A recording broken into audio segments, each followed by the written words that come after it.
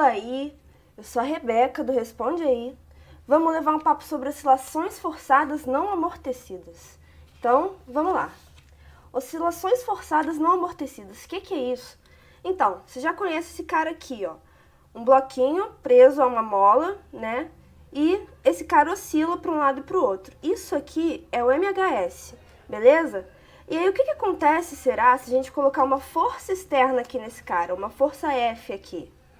Bom, oscilações forçadas são exatamente isso, o MHS mais uma força externa, beleza? Só isso. Então, ó, para resolver problema de oscilação é sempre a mesma coisa, é uma receita de bolo que nunca muda, eu garanto para você. Então, a gente tem que seguir 3 passos. Primeiro, fazer o diagrama de corpo livre. Segundo, aplicar a segunda lei de Newton. E terceiro, resolver a EDO, beleza? Só isso, nunca muda. Então, ó, vamos lá para o nosso primeiro passo, fazer o diagrama de corpo livre. A gente tem aqui o nosso bloquinho preso a uma mola, né, com uma força externa atuando nele. E vamos fazer então o diagrama de corpo livre nesse cara. Adotei o sentido do eixo X positivo para cá, né? Então, eu vou ter uma força externa aqui e a força elástica aqui contrária ao movimento, beleza? Então tá, então fizemos o diagrama de corpo livre, isso nos leva ao nosso segundo passo. Vamos aplicar a segunda lei de Newton aí, beleza? Como que vai ficar a segunda lei de Newton aqui para esse cara, ó? Força resultante vai ser igual a força externa, né? Menos a força elástica, beleza? E aí, ó, força resultante é igual a massa vezes aceleração, né? Então, massa vezes aceleração é igual a força externa menos a força elástica, ok? Beleza. Aceleração é igual a segunda derivada da posição, né? X 2 pontos. A gente troca aí, então. Dividindo tudo por m, a gente fica que x 2 pontos mais k sobre m vezes x é igual a força externa sobre m, beleza? Então, beleza. Vamos lembrar aí que a gente define o ômega zero ao quadrado por k sobre m, né? Ômega zero ao quadrado lá do MHS, frequência natural de oscilação do MHS, é igual a k sobre m, beleza? Então, vamos usar esse cara aí. Show! Então, isso nos leva ao nosso terceiro passo, né? Que agora a gente tem que resolver a EDO, ok? Só que essa EDO aqui, ela não é uma EDO homogênea, né? Ela não está igualada a zero desse lado. Então, ela vai ter uma solução homogênea e uma solução particular, ok? Então, para resolver essa EDO, a gente tem que achar uma solução homogênea e uma solução particular. A solução homogênea é aquela lá do MHS que a gente já conhece. XH de t é igual a xm cosseno de ômega 0t mais φ. A solução particular é um xp de t que a gente quer descobrir e é devido à força externa, ok? Então, esse x de p é devido à força externa que a gente quer descobrir. A gente tem, então, essa equação para resolver, só que para resolver essa EDO aqui, a gente precisa dessa F, né, dessa força externa aqui. E quem que é essa força externa? Essa força externa pode ser de 2 tipos, ela pode ser constante ou variável.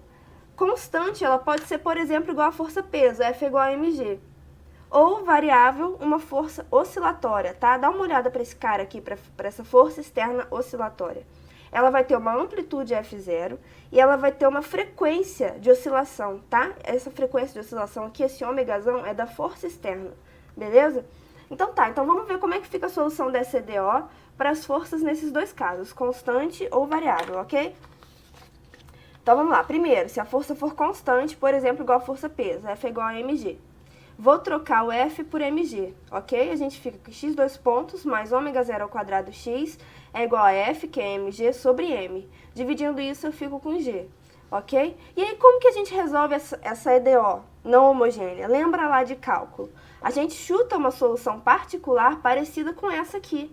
Bom, g é uma constante, né? Então, eu vou chutar uma constante, beleza? Então, eu chuto xp de t igual a c.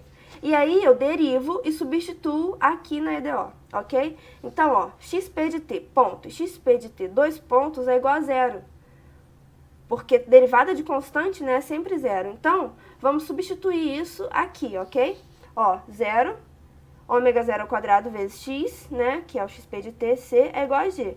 A gente acha que c é igual a g sobre ômega 0 ao quadrado. Então, ó, o nosso xp de t é igual a g sobre ômega 0 ao quadrado, né? Então, o nosso x de t vai ser xp de t mais xh de t, que vai dar g sobre ômega 0 ao quadrado mais xm cosseno de ômega zero t mais φ, beleza?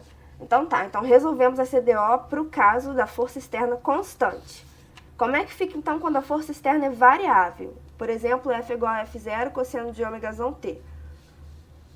Trocando F por esse cara todo aqui, a gente fica com isso. E aí, ó, mesma coisa, eu chuto uma solução parecida com essa aqui. Esse F0 sobre M é constante, né? Então, eu chuto que xp de t é igual a uma constante vezes cosseno de ômega t. Ó, fica atento que a frequência angular que eu coloco aqui no meu chute é igual à frequência angular da força externa, ok? Não faz sentido eu chutar um xp de t com a frequência angular diferente da frequência angular da força externa, beleza?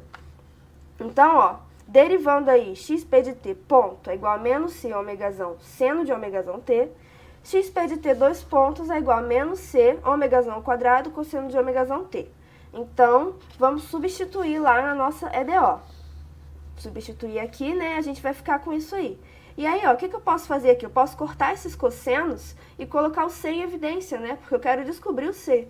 Então, ó, eu vou ficar com c vezes ômega zero ao quadrado menos ômegazão ao quadrado é igual a F0 sobre M. Então, o nosso c vai ser igual a F0 sobre M, ômega zero ao quadrado menos ômegazão ao quadrado, ok? Já achamos c, então. Então, nós achamos xp de t, né? xp de t vai ser esse cara.